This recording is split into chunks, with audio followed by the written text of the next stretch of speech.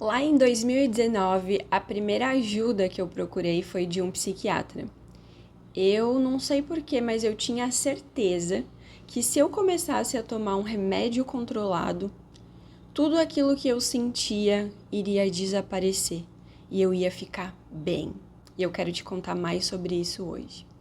Na época, eu trabalhava em uma farmácia e eu adorei começar a trabalhar na farmácia, o atendimento. Eu sentia de fato que eu estava ajudando as pessoas, né? Quando a gente vai pegando experiência, as atendentes de farmácia, elas começam a entender muito bem sobre remédio e poder indicar, né? Um remédio ali que vai fazer a pessoa se sentir melhor, amenizar a dor dela. E até então eu não conhecia nada sobre espiritualidade, sobre autoconhecimento, fazer terapia, cuidar da saúde emocional, da saúde mental, quanto mais espiritual. Para mim era o remédio. Era essa coisa bem tradicional do que a maior parte das pessoas acredita, né? Que a solução está em tomar um remédio quando a gente está com dor, quando a gente está até com algum problema emocional. E lá em 2018 eu comecei a trabalhar na farmácia, peguei experiência, gostei. Depois eu até comecei a cursar farmácia e logo eu me tornei também uma pessoa bem hipocondríaca. Na minha casa tinha todos os tipos de remédio, eu tomava remédio. Para tudo e qualquer coisa que eu sentisse, eu já tomava um remédio. E tá naquele ambiente, ver aquelas pessoas indo lá tomando remédio, tomando remédio, tomando remédio. A minha chefe tomava um remédio controlado que ela dizia que era a salvação dela. Aquelas pessoas que iam lá em desespero, às vezes chorando, pedindo pra gente que a pessoa tinha consulta no outro dia e o remédio dela tinha acabado, implorando pra gente dar um comprimido pra pessoa que ela pagava e depois no outro dia ela levava a receita. E tudo aquilo foi criando dentro de mim essa certeza. Basta que eu tenha dinheiro para ir num psiquiatra fazer uma consulta e que eu tenha esse dinheiro para comprar esse remédio todo mês. É isso que eu preciso me garantir. E aí a minha vida vai estar resolvida. E nessa época, em 2019, eu comecei a ter os primeiros sinais do despertar espiritual. Aqui no canal a gente tem uma playlist só sobre despertar espiritual, que tem lá os sintomas e tudo se tu quiser aprofundar nesse assunto. E aí eu lembro que eu tinha essa certeza. E foi o que eu fiz. Eu procurei um psiquiatra, eu expliquei para ele o que eu sentia. Na época ele até me falou, tu já pensou em fazer terapia? E eu pensei, ai que besteira, né? Terapia, eu não sou louca? É isso que geralmente a gente pensa, né? Quando não tá dentro desse mundo. E então, despertos, eu comecei a tomar um remédio controlado, que eu não me lembro o nome. Eu tomava um para ansiedade e um para dormir. Porque na época eu me sentia com muita raiva, com muitos sentimentos. Eu me sentia assim, meio confusa, meio perdida dentro de mim, excesso de pensamentos, e eu achava que o remédio ia curar e solucionar tudo. E aí eu comecei a tomar esse remédio, o médico me explicou: toma por 30 dias, que dentro desse período a gente vai saber se é esse que tu vai continuar ou se a gente vai testar outro. E logo que eu comecei a tomar esse remédio, eu comecei a perceber que eu comecei a me sentir pior. Eu comecei a ficar mais apática, mais depressiva. Eu comecei a ficar mais triste e eu comecei a ter pensamentos de atentado à vida. Pode ser que eu já os tinha, mas com o uso do remédio controlado, se potencializaram. Mas eu insisti, eu tomei o remédio por 30 dias, eu pensei, tá, vai que isso passa, né? Vai que é um efeito colateral aí do remédio. Na época eu não conhecia nada sobre espiritualidade, sobre terapia. A única espiritualidade que eu tinha é quando a minha vida estava ladeira abaixo e na igreja ver um culto. Era isso. E aí teve um dia que eu estava indo trabalhar e aqueles pensamentos de atentado à vida, que hoje eu sei que era obsessão, né? Eu disse não. Não é por aqui. Tem que ter outra coisa, porque isso aqui não é normal. E aí eu decidi parar por conta própria, eu não voltei no psiquiatra. Não tô dizendo que eu indico que as pessoas façam isso, e eu não tô dizendo que remédios às vezes não são importantes. Eu tô contando sobre a minha experiência pessoal e bem particular, tá bem? E eu resolvi parar, eu disse, não é por aqui, isso não é normal, tem que ter algum outro caminho.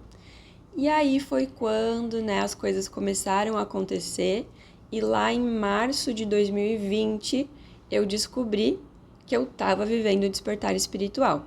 Porque depois dessa situação com o psiquiatra, com o remédio, eu comecei a ir além, a pesquisar, né, quais outras alternativas eu tinha.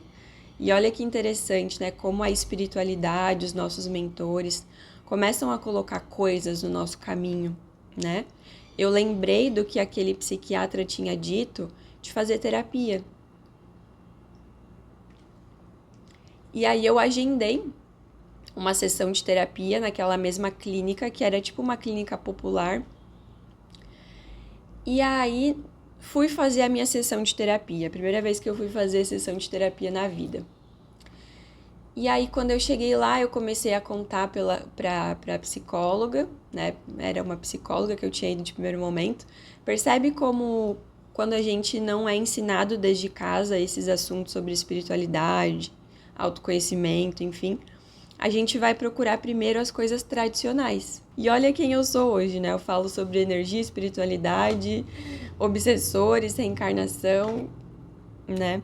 Então, a primeira coisa que a gente vai procurar são os métodos mais tradicionais e duvidar daqueles que são mais diferentes, né? Então, eu procurei o psiquiatra, procurei a psicóloga, e depois eu comecei a procurar terapias alternativas, barras de axis, theta healing, reiki. Aí eu comecei a pesquisar conteúdos, ler livros, fazer cursos, e aí foi me abrindo as portas. Mas só para te contar sobre a primeira sessão de terapia que eu fiz, fui fazer a sessão de terapia quando eu comecei a conversar com a psicóloga. Na sala do lado do psiquiatra, o homem que estava lá começa a ter um surto. E aí o psiquiatra começa a pedir ajuda, né, apoio e tal. E a psicóloga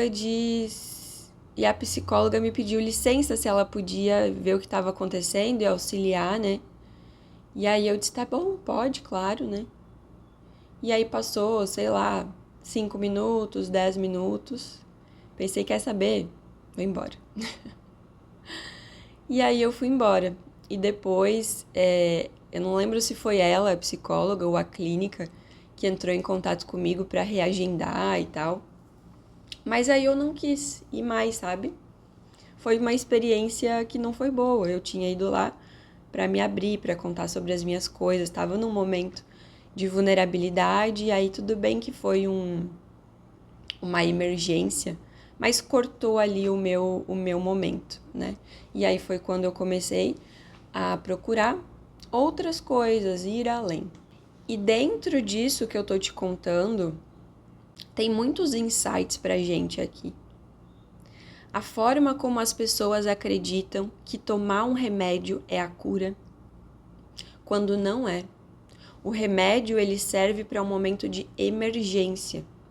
É para isso que esses antidepressivos, ansiolíticos, esses remédios, eles foram criados.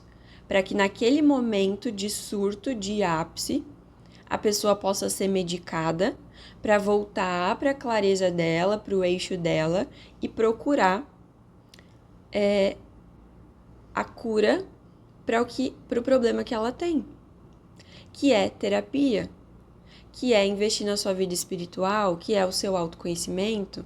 Essa é uma das formas de dominação, né? Criar uma sociedade anestesiada, fraca, dependente, que tem o seu autopoder, né, de se autogerenciar, porque isso é ser holístico. Quando eu sou uma pessoa holística, Eu entendo que os problemas que eu tenho no meu corpo, as dores e doenças, são uma somatização do meu mundo mental e emocional, que a minha energia me mostra as coisas. Eu entendo que os meus pensamentos moldam a minha realidade, que a forma que eu me sinto vai ditar o que eu vou atrair para perto de mim. Só que isso não é interessante para quem quer dominar as pessoas através do medo e fazer com que o mal cresça no mundo.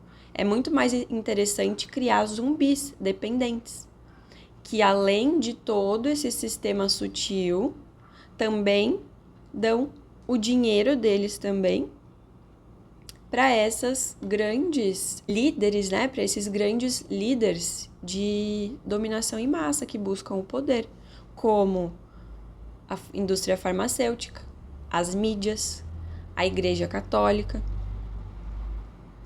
Então, é pra gente ficar alerta e repensar sobre isso. E no fundo é muito triste, né? O quanto que as pessoas estão dependentes, o quanto que as pessoas às vezes não conseguem despertar e às vezes nem querem.